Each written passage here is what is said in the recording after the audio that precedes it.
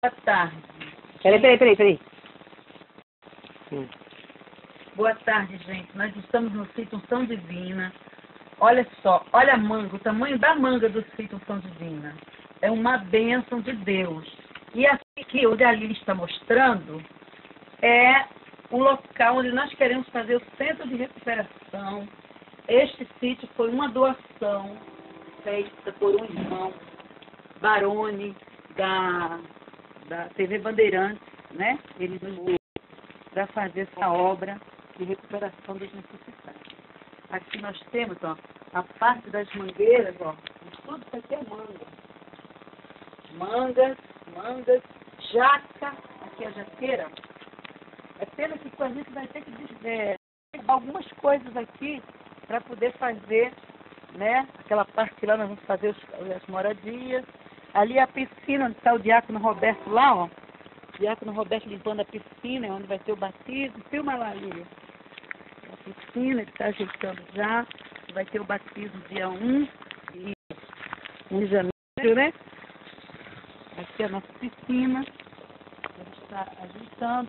Nós precisamos restaurar essa piscina, né? Por isso nós pedimos ajuda, pedimos doações para isso. Porque até essa obra ser concluída, nós vamos gastar muito.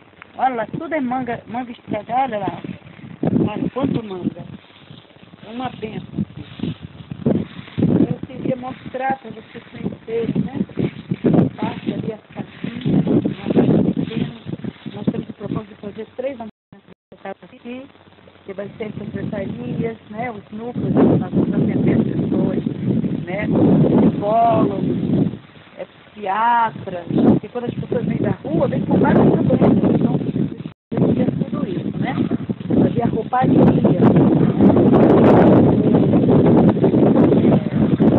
a parte de alimentos, né? Uma parte para guardar alimentos. Horta. Então realmente, Horta, para né? Vai ter curso trabalhar. de pintura, curso de pintura, Artesanato. Piscinas, né? E é um propósito que nós temos no coração. Aquele portão lá é o portão onde vai entrar os ônibus, né?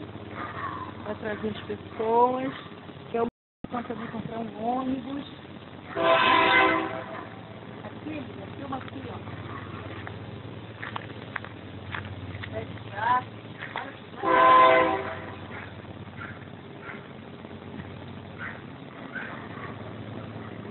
E a nossa churrasqueira que foi instalada,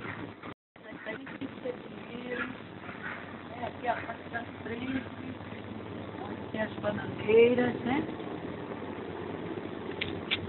Aqui a mesinha para fazer churrasco.